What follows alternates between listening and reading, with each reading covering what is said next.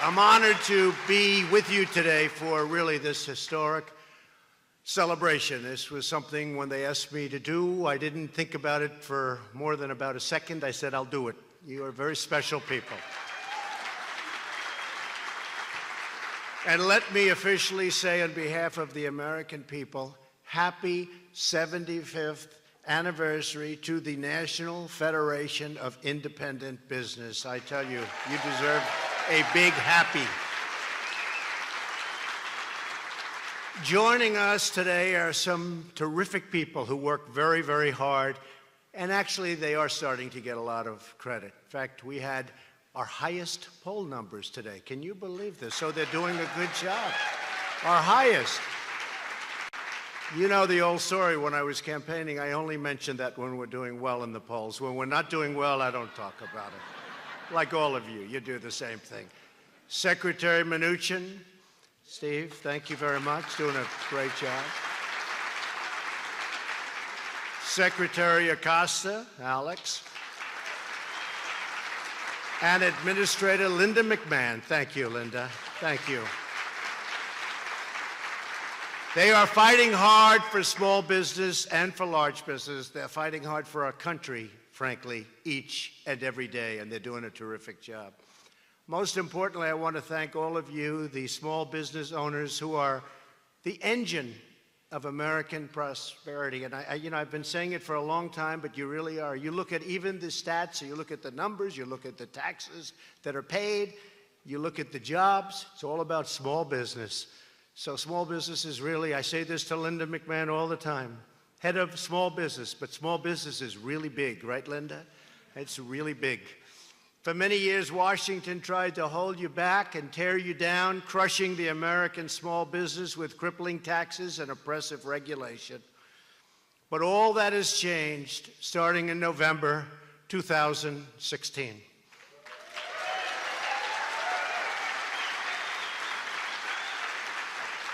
The Trump administration is with you, and we are with you 100% and always will be. Instead of punishing entrepreneurship, we are now promoting entrepreneurship. Especially that guy in the corner. Main Street is thriving and America is winning once again. You know, we're respected again. This country is respected again.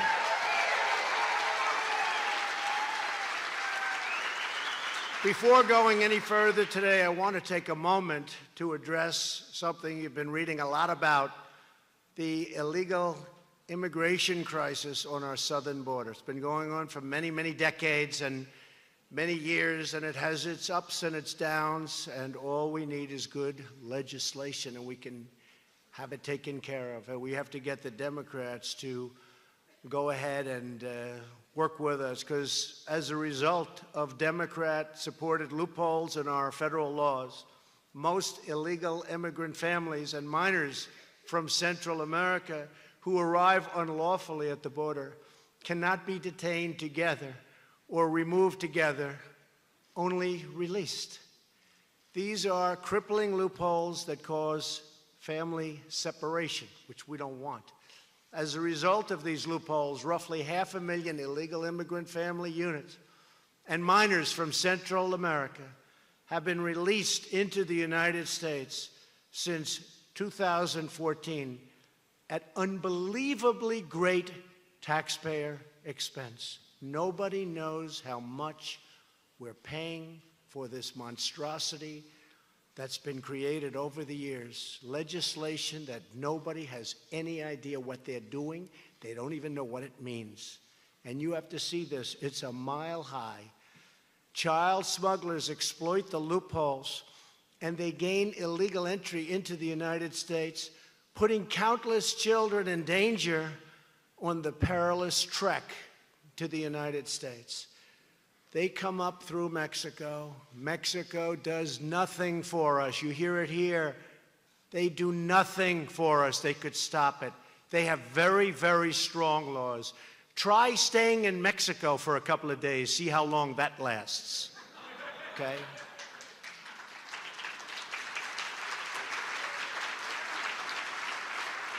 They do nothing for us, and I see it through NAFTA. I see with the $100 billion plus that they make on trade through NAFTA, one of the worst deals ever made by this country, a disaster.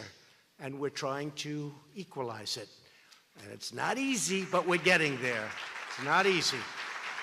And we're going to take care of our American farmers, and we're going to take care of our manufacturers and our manufacturing jobs. But they're making unbelievable amounts of money. And that's not including the drugs that are flowing through our border because we have no wall and we have no protection. The drugs that are coming in from Mexico and through the southern border is disgraceful. So we'll see whether or not we can make a reasonable NAFTA deal, or deal doesn't have to be called NAFTA. We can do one-on-one with Mexico, one-on-one with Canada. And by the way, Canada, they like to talk. They're our great neighbor. They fought World War II with us. We appreciate it. They fought World War I with us, and we appreciate it, but we're protecting each other. There was a story 2 days ago in a major newspaper talking about people living in Canada coming into the United States and smuggling things back into Canada because the tariffs are so massive. The tariffs to get common items back into Canada are so high that they have to smuggle them in. They buy shoes and they wear them. They scuff them up. They make them sound old or look old. No, we're treated horribly. Dairy, 275% tariff. So basically that's a barrier without saying it's a barrier. And I told them if they don't change their ways, so we have a tremendous deficit. People say, well, there's really not that much of a deficit. Well, they're not including two things, energy and timber. And those are the two big things when it comes to Canada. Now, we have to change our ways. We can no longer be the stupid country. We want to be the smart country.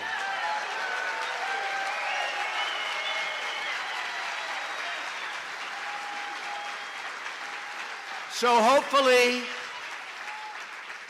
we'll be able to work it out with Canada. We have very good relationships with Canada. We have for a long time, and hopefully that'll work out. But Canada's not going to take advantage of the United States any longer, and Mexico is not going to take advantage of the United States any longer. And when I campaigned, I said, I will either renegotiate NAFTA or I'll and we'll start from an even base. And people are afraid of that, you know? I've had so many people, they come up, they say, oh, please don't terminate NAFTA. I said, but it's no good. Yeah, but we know what we have. It's true. People are worried because they know what they have. If you look at, I love the American farmer more than anybody. They have backed me. I love the American farmer.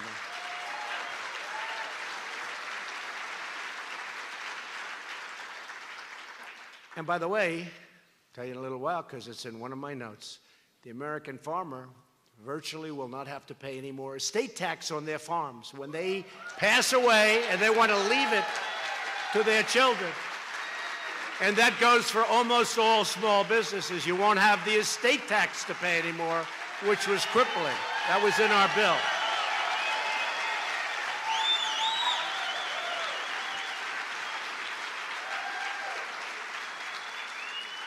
See, a young guy is standing up now.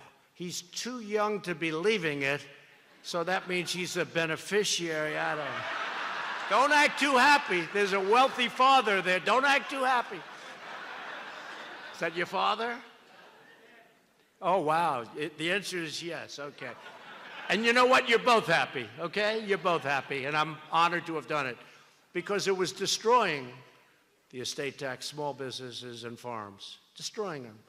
People were mortgaging them to the hilt to pay the tax, and then they couldn't pay the interest on the mortgage, and the banks would take them away. You don't have to pay the estate tax any longer.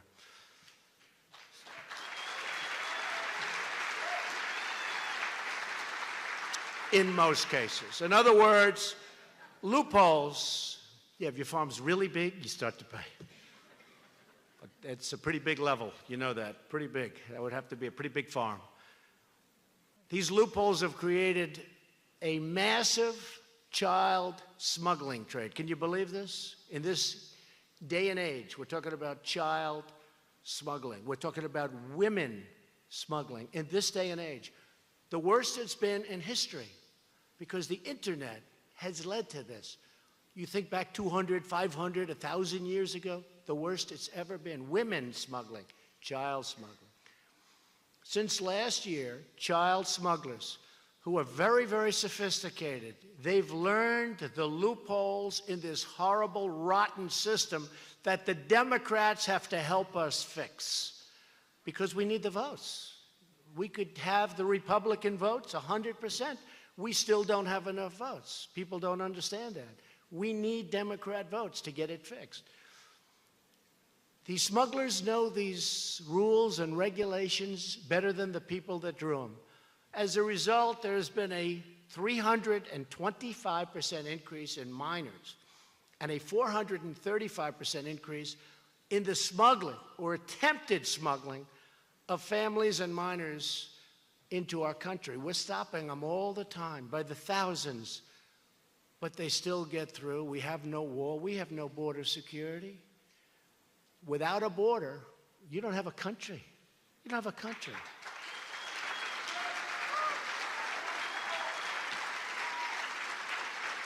Under current law, we have only two policy options to respond to this massive crisis.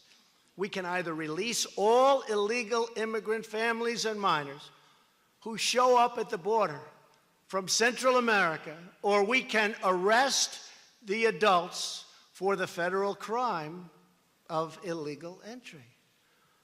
Those are the only two options: totally open borders or criminal prosecution for lawbreaking.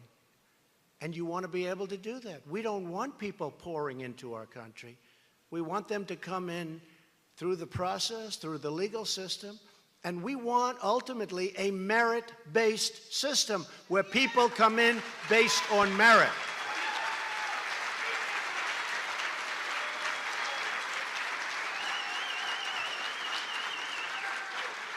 Keep in mind, those who apply for asylum legally at ports of entry are not prosecuted. The fake news media back there doesn't talk about that. They're fake. They are helping these smugglers and these traffickers like nobody would believe. They know it. They know exactly what they're doing, and it should be stopped, because what's going on is very unfair to the people of our country. And they violate the law. People that come in violate the law. They endanger their children in the process. And frankly, they endanger all of our children. You see what happens with MS-13, where your sons and daughters are attacked violently? Kids that never even heard of such a thing are being attacked violently, not with guns, but with knives, because it's much more painful. Inconceivable. Here we are talking about business. Inconceivable that we even have to talk about MS-13 and other gangs. They attack violently, the most painful way possible. And a bullet is too quick. And we're allowing these people into our country? Not with me. We're taking them out by the thousands. We're taking them out by the thousands.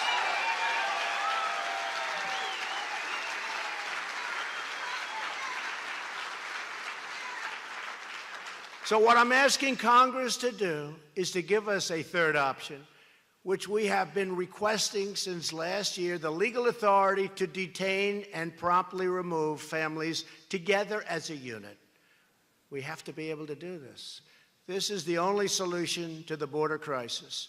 We have to stop child smuggling. This is the way to do it.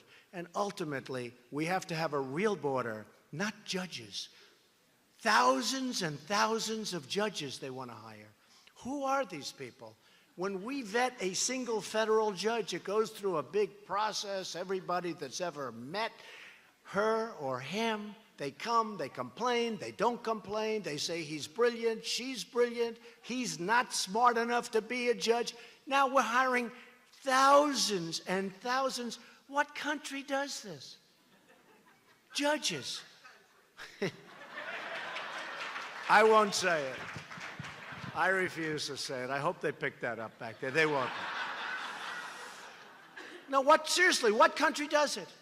They said, sir, we'd like to hire about 5,000 or 6,000 more judges. 5,000 or 6,000? Now, can you imagine the graft that must take place? You're all small business owners, so I know you can't imagine a thing like that would happen.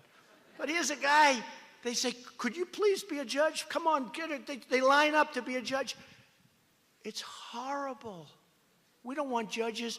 We want security on the border. We don't want people coming in. We want them to come in through a legal process like everybody else that's waiting to come in to our country.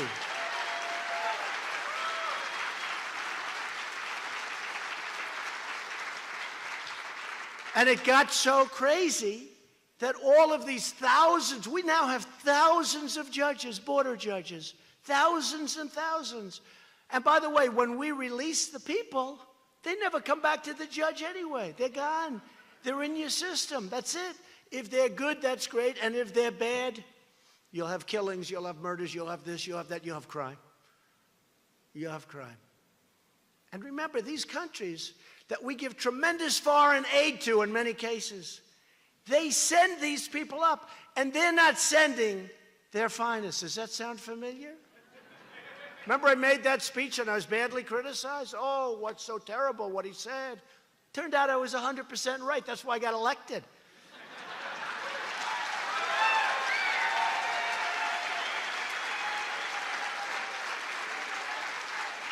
We want a great country. We want a country with heart. But when people come up, they have to know they can't get in. Otherwise, it's never going to stop.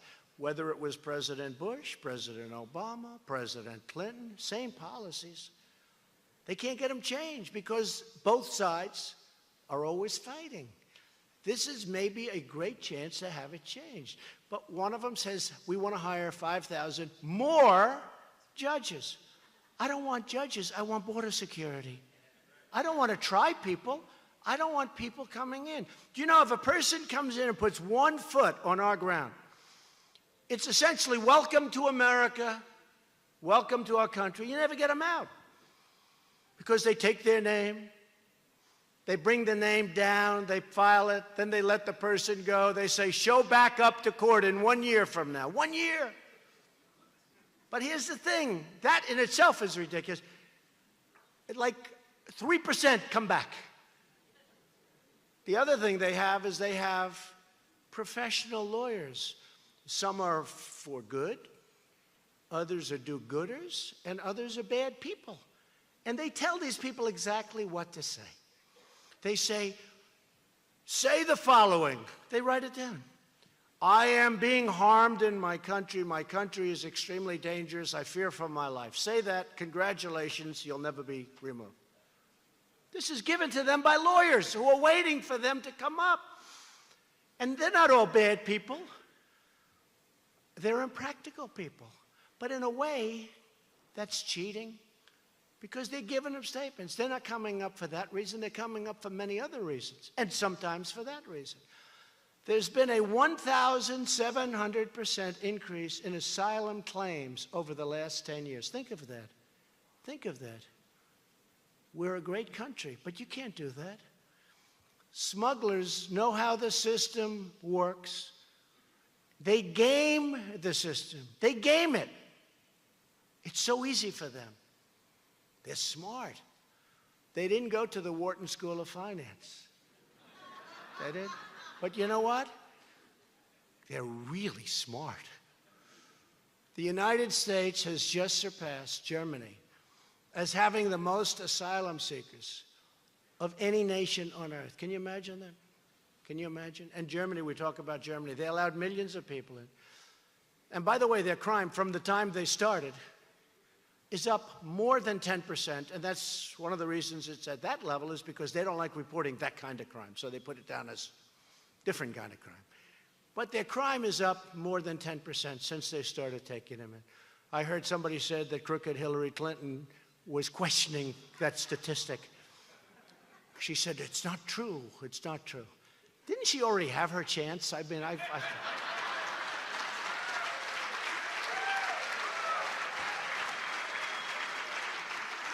I'll tell you what, when you read the IG report with these really dishonest people, and I was never a deep state guy, let me tell you, we got some bad people that are doing bad things, but when you read that IG report about how she got away with what she got away with, it's a disgrace.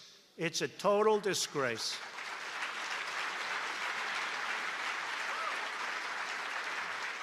And you ought to see the hearings that are right now on television, but that folks are being, they're going on to the mainstream fake news media. They want to focus on immigration because they want to keep the cameras away from the hearings, because those hearings are not good for them. In fact, they're a disaster for them. The whole thing is a scam. It's a scam. And what's happened is a disgrace. So we have a House that's getting ready to finalize an immigration package that they're going to brief me on later, and that I'm going to make changes to. We have one chance to get it right. We might as well get it right, or let's just keep it going, but let's do it right. We have a chance. We want to solve this problem. We want to solve family separation. I don't want children taken away from parents. And when you prosecute the parents for coming in illegally, which should happen, you have to take the children away. Now, we don't have to prosecute them, but then we're not prosecuting them for coming in illegally. That's not good. We want to end the border crisis by finally giving us the legal authorities and the resources to detain and remove illegal immigrant families altogether and bring them back to their country. We have to bring them back to their country. Now think of all that aid that we give some of these countries. Hundreds of millions of dollars we give to some of these countries, and they send them up. Well, I'm going to go very shortly for authorization that when countries abuse us by sending their people up, not their best, we're not going to give any more aid to those countries. Why the hell should we? Why should we?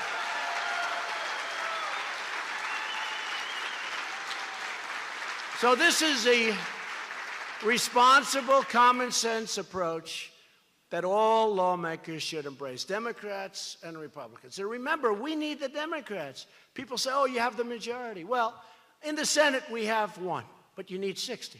So we'll be at, if we get 100%, we'll be at 51. 100%. We'll be at 51. So we need 9 votes. We need 10, 12, 13 votes. We have to have Democrat support because we need to go not just a majority, unfortunately, which we could get. We need to go to 60 out of 100.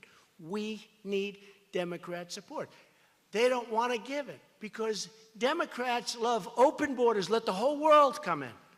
Let the whole world, MS-13 gang members from all over the place, come on in. We have open borders.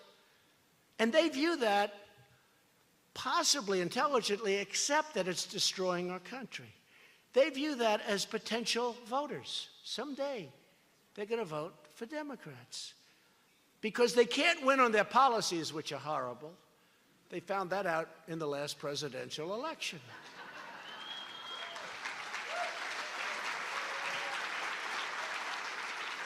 In fact, their only policy was that Donald Trump is a bad guy. He's a bad person. Vote against Trump. And they said it so many. There's hundreds of millions of dollars of negative ads. Nobody's ever been hit like that. I used to go home. I started disliking myself. It's true. I said, man, am I that bad? The problem is they never told anybody what they're doing. They didn't talk about tax cuts. By the way, they want to take away your tax cuts, and they want to substantially increase your taxes. They didn't talk about crime. All they talked about was Trump.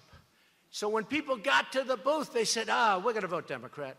We're going to vote Democrat. But then they get up, they said, but what does she stand for? What do they stand for? They just say Trump. No, I'm going with Trump. And that's what happened. We got tremendous Democrat support. It's a beautiful thing. That was a beautiful night. Do you agree? That was a beautiful night. That was some night. That was some night. But you have to stand for something. And you have to stand for safety and security of our country. We can't let people pour in. They've got to go through the process. And maybe it's politically correct, or maybe it's not. We got to stop separation of the families. But politically correct or not, we have a country that needs security, that needs safety, that has to be protected. So we're here today to talk about small business and the incredible progress we're making as a country. We really have made unbelievable progress, and we're making with the help and support of our wonderful friends at the NFIB.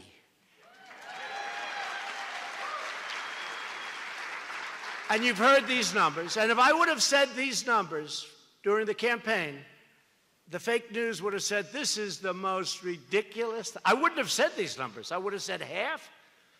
Who would have known? But things have kicked in better. And as an example, you saw the poll that was recently taken, small business poll, the most optimistic in history, in the history of the poll.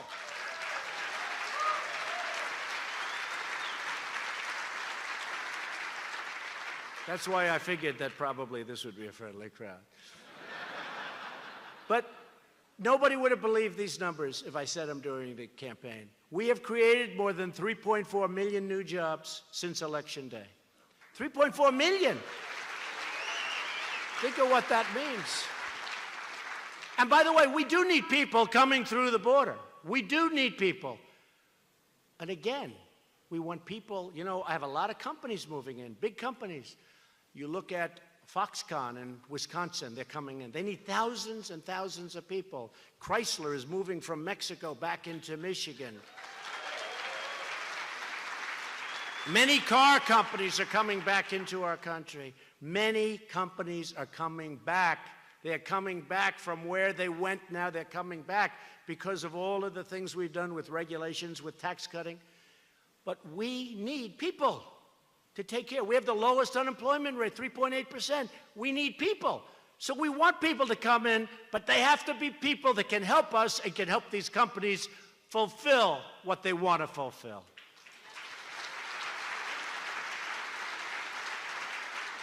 Unemployment claims are at a 44-year low. That's a great number.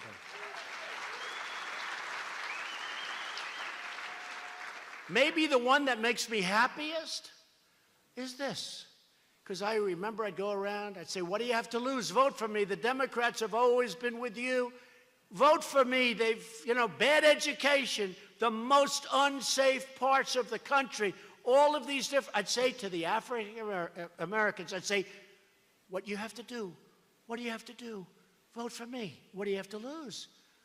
Unemployment for African Americans is at the lowest level in history. It's like, what do you have to lose? I would go around and talk, and some people would say, don't say that, it's not nice. I'd say, look, it's true. So badly treated, and now the lowest level of unemployment in history for African Americans, and for Hispanic, the lowest level of unemployment in history. And for women, the lowest level of unemployment in 21 years. Soon it will be history.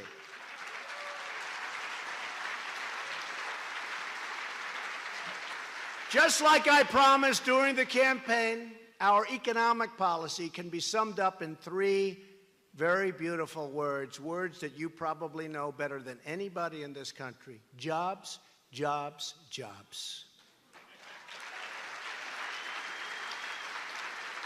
And I shouldn't say this to the people in this room because you'll end up not having liked my speech. But wages for working people are finally, after 22 years, rising again in our country. I'm sorry to do that to you.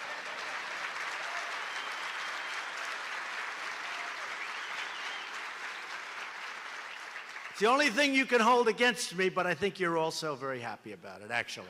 I know you will. According to the NFIB's latest survey, the share of small businesses raising worker and benefit pay has just set a new all-time record. So it's a new all-time record. We've broken many records. I could go on and on. Business optimism is the highest it's ever been in our country. That means more hardworking Americans are able to support their family, contribute to their community, and live the American dream. At the center of America's resurgence are the massive tax cuts that Republicans passed and that I signed into law 6 months ago this week. Not one Democrat voted for the tax cuts, and they are suffering now because they're going to lose a lot of races that they thought they were going to win. They wish they had that vote to do over again. We have numerous states for Senate where I think they're going to be in big trouble. It's the biggest tax cut and reform in American history.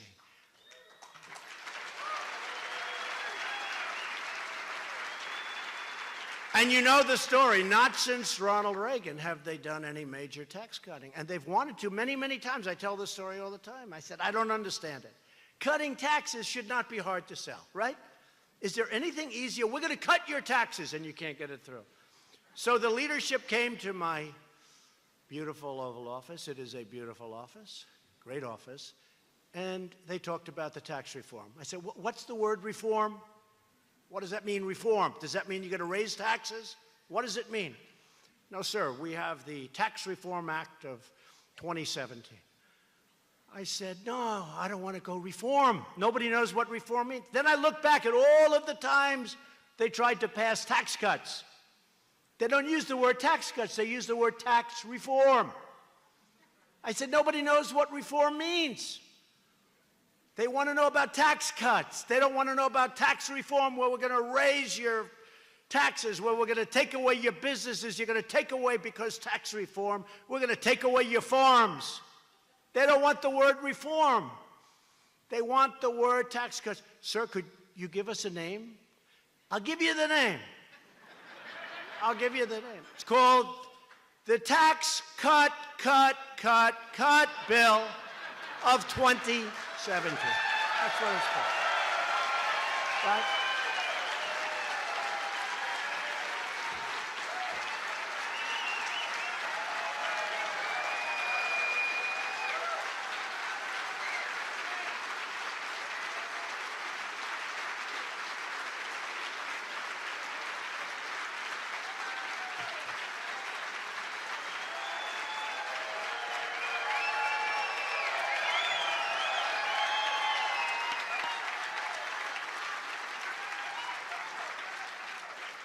That's a true story, right, Steve? That's such a true story. But even I thought that it was maybe a little bit hokey with all the cuts, so we just go tax cut bill. Got rid of some of the cuts. They got the word. And we got it passed. But think of it, not one Democrat vote. At the heart of our plan is tremendous relief for working families and small businesses.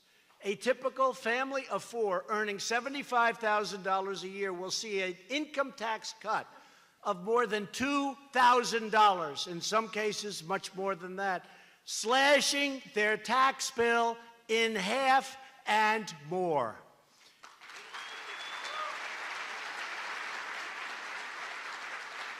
We delivered a historic victory for American small businesses by allowing you to deduct 20% of your business income. People were shocked.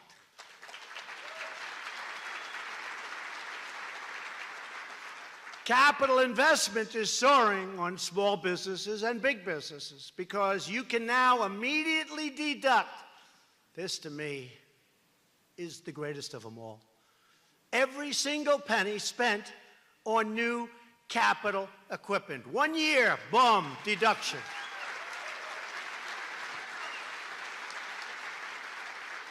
I think that's going to be the star As you know, we're also bringing back trillions of dollars from offshore that we couldn't bring back. Companies were unable to do it from a tax standpoint, the amount they had to pay, and almost more importantly, it was just very hard to do. You had to see the forms that had to be filled out. It was virtually impossible. So we had anywhere from $3 trillion to $5 trillion, and now it seems as though, Steve, we're hitting the higher side. Companies are pouring money back into our country, bringing it back from overseas, investing it here. Apple just announced recently they're going to spend $350 billion on an incredible campus and new facilities all over the country. They're bringing money back, and like nobody ever thought before.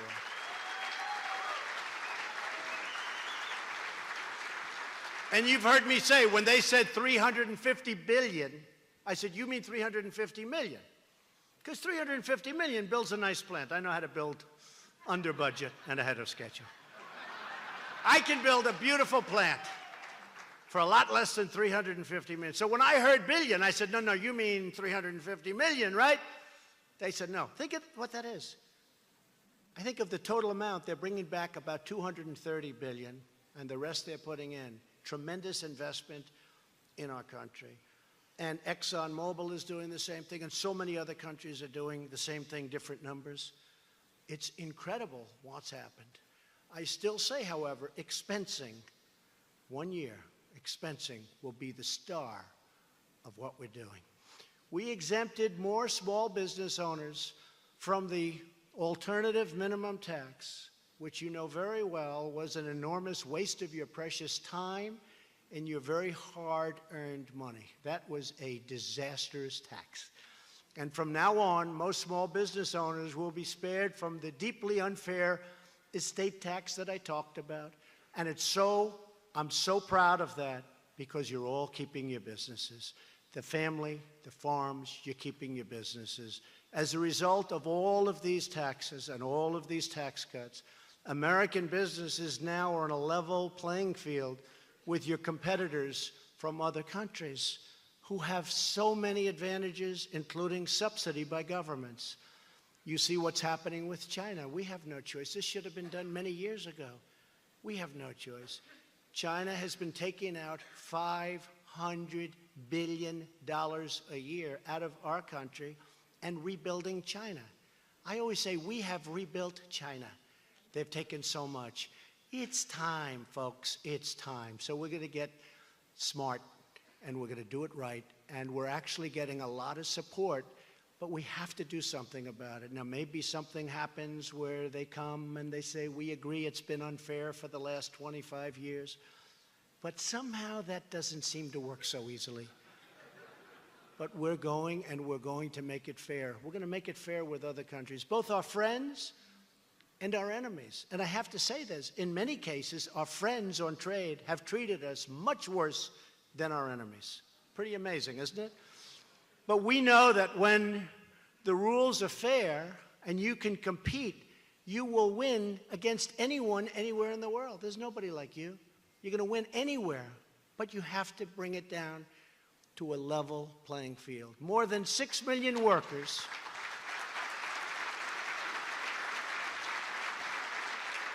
have already received a bonus, some by you people, or a pay raise, or retirement account contribution, or a new job thanks to these tax cuts. A lot of new jobs, and people now are able to go around and look for jobs. They're just not taking a job and they hate it. They hate to wake up in the morning. They don't want to go to work. Now they've got their choice. They have jobs that they can look and they can love. And if you don't love it, you're not going to be good at it. Millions of Americans are now saying, and really saying to everybody, that they're saving money on their monthly utility bills. As a result of our business tax cuts, over 100 utility companies have lowered their prices, saving Americans an additional $3 billion a year.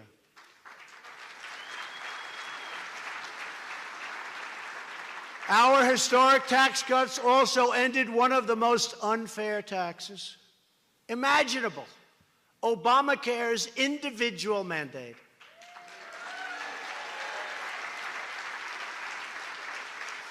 Government will no longer punish you if you cannot afford Obamacare's sky-high premiums. Think of this.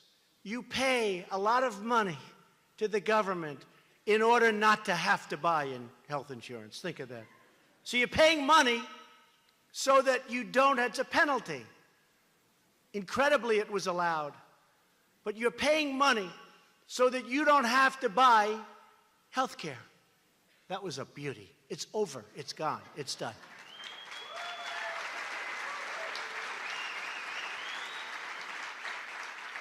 And we actually thought we had the votes, and then one man very early in the morning went thumbs down, so that was that. But we almost got rid of Obamacare without him. And that was a very sad day for the Republican Party. That was a very sad day for the country when that vote was cast, that final vote was cast. Thumbs down. I remember it well. Obamacare has been especially brutal for small businesses. You know that better than anybody. It caused premiums and deductibles to explode and health care options to plummet. As a result of Obamacare, many small businesses, small business employees, sole proprietors have no good or affordable options. But now they do, because we're opening up our system. I'm proud to announce another truly historic step in our efforts to rescue Americans from Obamacare and the Obamacare nightmare and provide high-quality, affordable health care to every American. This is low-cost, great health care. You know, before Obamacare, there were many people very happy. They had no problem. But then you got thrown to the wind. Alex Acosta is here. Stand up, Alex. This is so important. This is his baby. Secretary of Labor. Alex and the Department of Labor are taking a major action that's been worked on for 4 months now, and now it's ready, to make it easier for small businesses to band together to negotiate lower prices for health insurance and escape some of Obamacare's most burdensome mandates through association health plans.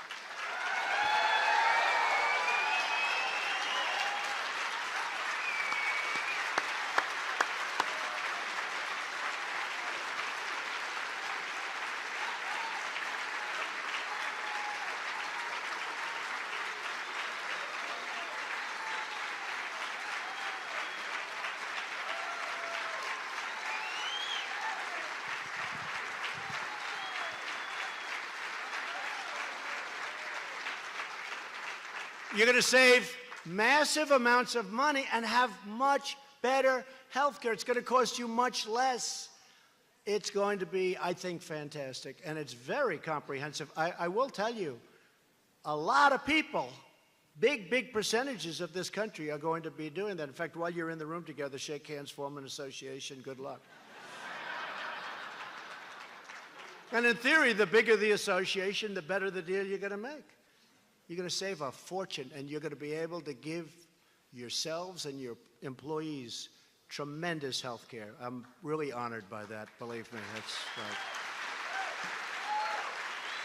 With this action, businesses in the same state or businesses in the same industry, not just the same state, anywhere in the country. Remember, I used to say during the debates, cross state lines so you can negotiate.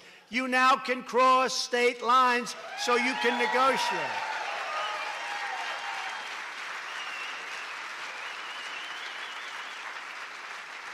So if 20 or 30 of the businesses in this room get together, it's a group, an association. You pick the meanest, most vicious manager-owner to negotiate, right? To negotiate your health care. And I know a few of the people in here that are going to do very well. They're wild. You will end up with better insurance for far less money. You will end up so great. And Alex, that's ready as of when? Oh, that's not a bad answer. Today. Stand up, Alex.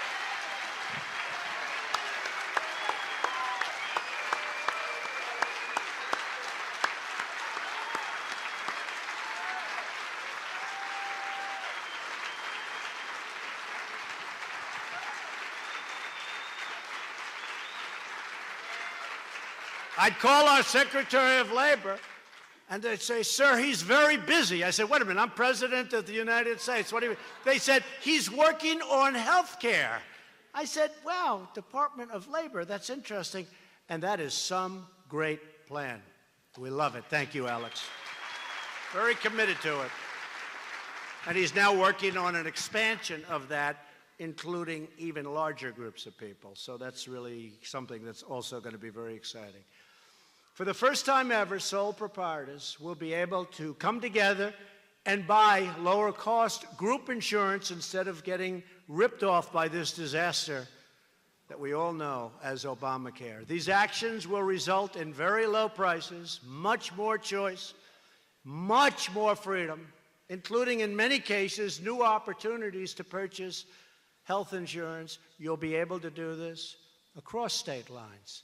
That was such a big thing. I'd say, Alex, I want to cross state lines. He said, don't worry about it. And nobody else. You know, this is something we were able to do within the confines of the existing laws. It's a fantastic thing. So it's all set to go. Get going. Make your deals. And the insurance companies, and some people are forming their own, but the insurance companies are so excited about this. It's going to be very competitive. Let them go, and they've made so much money off Obamacare, folks. They got so rich with Obama. Take a look at what happened to our premiums. You know, everyone hears about Obamacare being a disaster, except for the insurance companies. So they're going to have to give a little bit of that money back. Negotiate tough, please. Every American who owns a small business plays a vital role in creating a safe, strong, and prosperous America. And my administration will never forget that truth. Every day you turn ideas into action, you turn vision into creation. I know you well. And you turn dreams into reality. That's what you do. You don't even realize that's what you do. That's what you do. You embody the spirit of independence and adventure that turned America from 13 colonies into the most incredible republic in the history of humankind. See, I don't say mankind anymore. I say humankind. Do the women understand that? I don't know. They want me to be politically correct. What? Oh, look, a couple of women are having the thumb up, right?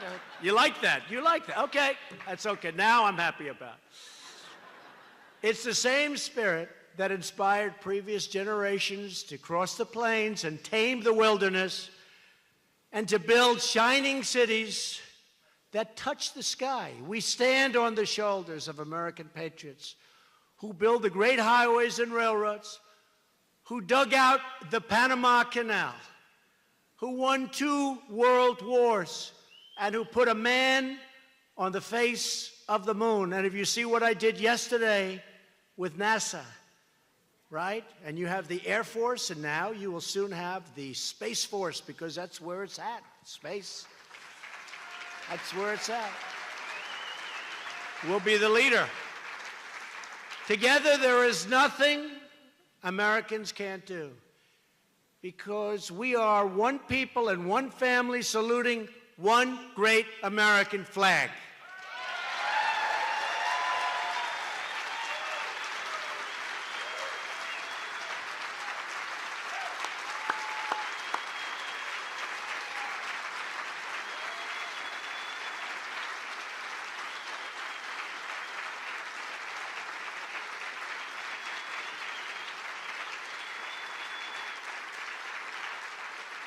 Thank you. Our future has never looked brighter, and that's because of the hardworking Americans like you and millions of small business owners who took the chance to do what they love, to follow their hearts, and to chase their very beautiful dreams. You are the ones who are shaping our industry. You are the ones who are shaping and restoring our prosperity. We are restoring our prosperity. You've seen GDP.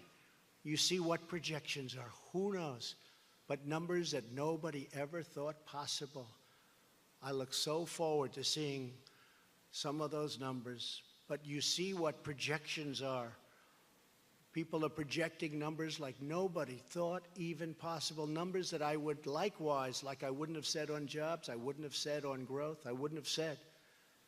Let's see what happens. But we're doing well as a country. And you're the ones truly who are making America great again.